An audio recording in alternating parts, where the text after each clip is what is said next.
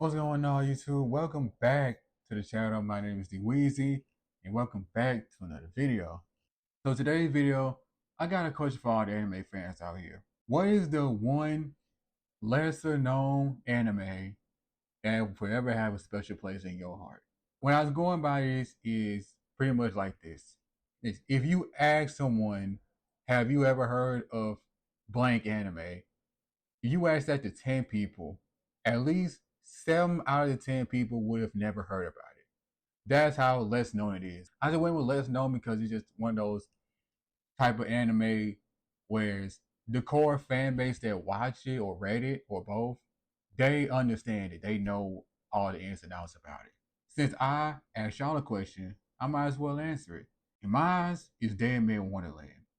I remember watching Deadman Wonderland through my elementary to middle school years, and I was watching it on Toonami. For those who don't know, it's one of those late night shows to when they used to play animes late at night. Famously, animes that used to play on here is Naruto, Inuyasha, Dragon Ball. They used to play Dragon Ball in there too. They used to play anime episodes weekly on Saturdays. Pretty much the format of how the streaming services are now.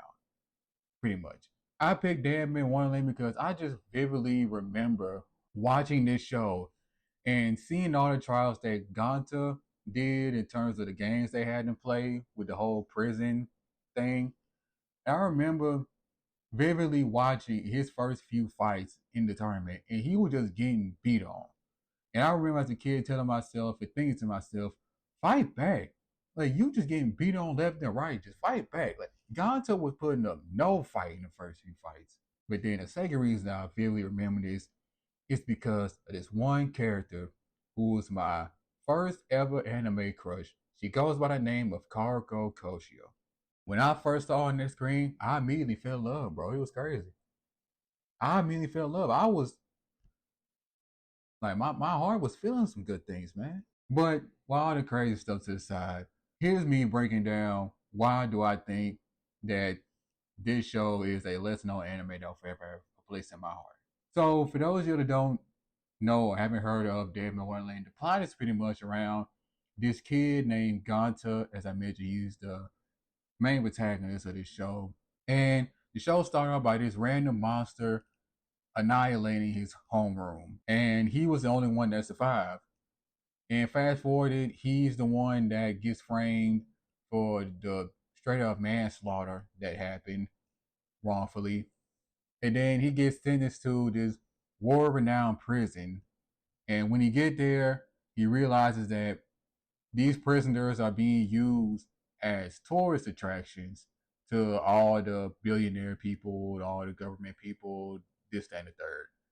And they had them go through these trials and tribulations with powers that revolves around the human blood. And Gonta's pretty much there just to survive and just pretty much try to figure out who's the main culprit behind the manslaughter for his home. That's pretty much what the plot is about. When I was going back there at first, when I was very first seeing it in Toonami, it was back in the time I wasn't thinking about the plot. I wasn't thinking about character development. I wasn't thinking about stories or world building or pacing. I wasn't thinking about that. I was scared. I was just looking at stuff and see if it was cool or not. Did it look good or not? That was pretty much how I was thinking about it when I was a kid. So at the time, I wasn't really thinking about it as crazy. If I see a crazy moment, I was like, man, that's crazy. If I see this moment, I'll react that way. I was very just pretty much a reactive person. I wasn't using no logic or anything behind the stuff that I was thinking about or was telling myself. So over a year ago, I seen that Crunchyroll had it on its platform. So I decided, you know what?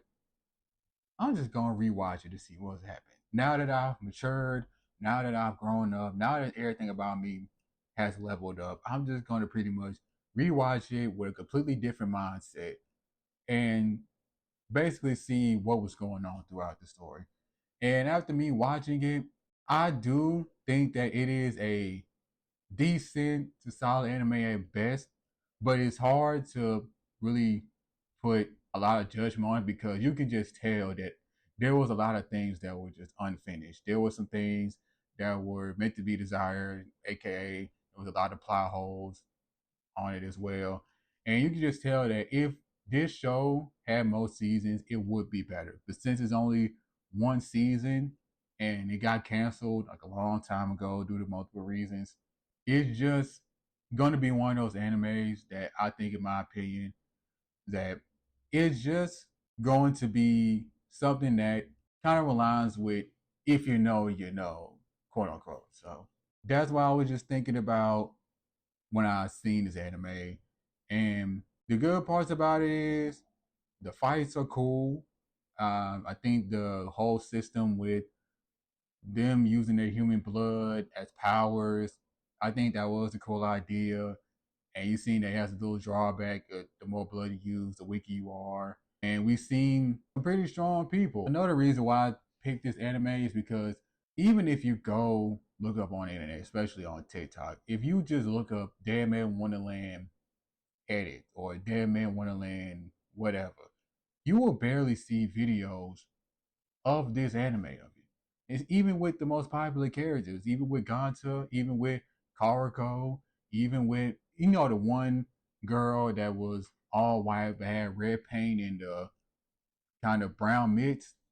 Her, she's the most popular one, and she's the one that I've seen the most. I've seen few people cosplay her, especially it was from probably like I think a few years ago. But like I said, those were back in the days. Those were old. And also this other character that I think her name was Juzo. I could be wrong, but she was one of the most popular and one of the strongest characters in the show. She has the piercings, and she was part of this group that was just supposed to be the strongest in the pack. And a lot of people rock with her too. So that's what kind of had me pick this anime to answer this question that I'm asking y'all. So yeah, man, let me know what y'all think about this anime. If those of y'all who watched it, read it, or both, how do you feel about it? Did you enjoy it? Did you not like it? Feel free to explain why. And also, what is the lesson on anime that will forever have a place in your heart? Let me know in the comments down below. I may have seen it, or you probably gonna put me on to something I may watch one day. Who knows? But with that being said, if you want to do all the things that every YouTuber says at the end of the video, you can do that or not. Like I always say, you're grown. You can do whatever you want. And I will see y'all in the next video. Peace out, y'all.